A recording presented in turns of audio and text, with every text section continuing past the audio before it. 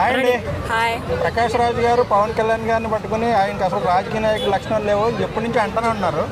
ఏంటి మీకు ఇద్దరులో ఎవరు కొంచెం మెచ్యూర్గా అనిపిస్తుంది? ఏంటి పవన్ కళ్యాణ్ గారు కూడా తాను నేనంత నాలెడ్జ్ ఉన్న నాయకుడిని కాదు, నాకు అంటే చంద్రబాబు గారు బెటర్ అని ఆయనే చెప్పేసుకుంటూ ఉంటాడు.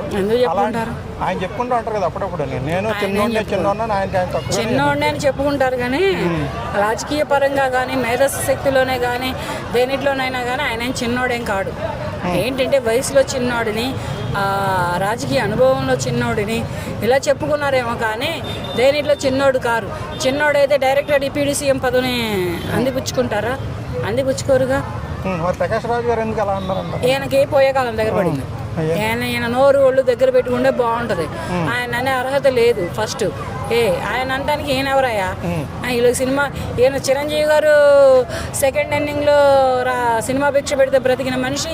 అటువంటి మనిషి మెగా ఫ్యామిలీ గురించి మాట్లాడే అంతటి ధీరుడా ఈయనకి ఎందుకు? ఈయన సినిమాలు ఏం చేసుకుంటూ బ్రతక, సినిమాలు లేకపోతే చెక్క పంచం చేసుకుంటూ ఇంట్లో కూర్చో.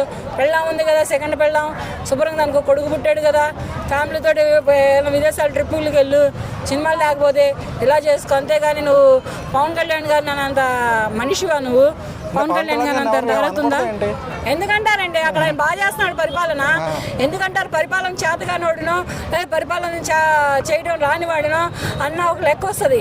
ఆయన ఎప్పుడంటే అప్పుడు ఒంట్లో జ్వరం ఉన్నా, ఫీవర్ ఉన్నా, ఒంట్లో బాగాలేకపోయినా సిలైన్ బాటిల్తో సహా పెట్టుకొని మీటింగ్లు అంటూ ప్రజలకంటూ వెళ్తూ ఉన్నాడు. అటువంటి వ్యక్తిని పట్టుకొని మాట్లాడే అర్హత ఎక్కడుంది? వెనకే కాదు, ఎవరికీ లేదు. మంచి నాయకుడు ఆయన ప్రజలకు. అక్కడ అటువంటి నాయకుడిని పట్టుకొని మాట్లాడే అర్హత ఇతనికి లేదు. అంటే రాజకీయ నాయకుడు అంటే విమర్శిస్తారు కదా, క్వశ్చన్ చేస్తారు కదా, ఇతనికి లేదు. ఎవరైనా చేసుకోవచ్చు, ఎక్స్ పార్టీ వాళ్ళు ఎవరెవరో చేసుకోవచ్చు. ఒక సినిమా వ్యక్తిగా ఇతనికి లేదు. అతను కూడా రాజకీయాల్లో ఉన్నాడు కదా. ఏ రాజకీయాల్లో ఉన్నాడు? ఉంటే నీ పార్టీలో నువ్వు చేసుకొని హవా నువ్వు నడిపించుకోపోయి. నువ్వు ఏదైనా పార్టీలో ఉన్నావా? నువ్వు ఎక్కడైనా ఎమ్మెల్యేగా పోటీ చేసావా? ఎంపీగా పోటీ చేసావా? వార్డు కౌన్సిలర్గా పోటీ చేసావా? లేదా స్ట్రీట్ లీడర్గా పోటీ చేసావా? నీ హవా నువ్వు చూపించుకో. అంతేగాని ఎక్కడ వేరే రాష్ట్రంలో ఉన్నటువంటి డిప్యూటీ సీఎం గారు అయినటువంటి పవన్ కళ్యాణ్ గారిని అనే అర్హత నీకు లేదు. నీ పనిలో నువ్వు చేస్తూ నిరూపించారు అంతే. నీకు ఏదైనా రాజకీయంలో ఇంట్రెస్ట్ ఉందా? వెళ్ళు, వాళ్ళు కాళ్ళు పట్టుకుంటావు, గడ్డాలు పట్టుకుంటావు, సినిమా ప్రపంచాన్ని పక్కన పెట్టి రాజకీయ ప్రపంచంలోకి వెళ్ళి ఎదుగుతావో ఒదుగుతావో అదంతా నీ ఇష్టం, నీ లైఫ్.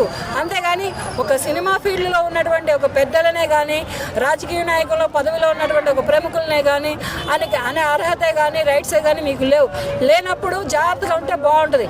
ఒకసారి తొక్కేశారు, ఏదో ఇండస్ట్రీలో ఎవరినో ఏదో చేశాడంట, చేసినందుకు తొక్కేశాడు. పోయి చిరంజీవి గారు కాళ్ళు పట్టుకొని దండం పెడితే వదిలేశారు.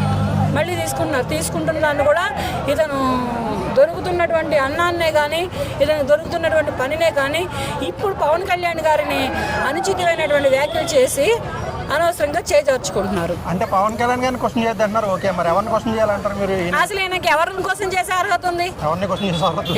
ఇతనికి ఏ అర్హత లేదు. ఇతను సినిమా వరకే.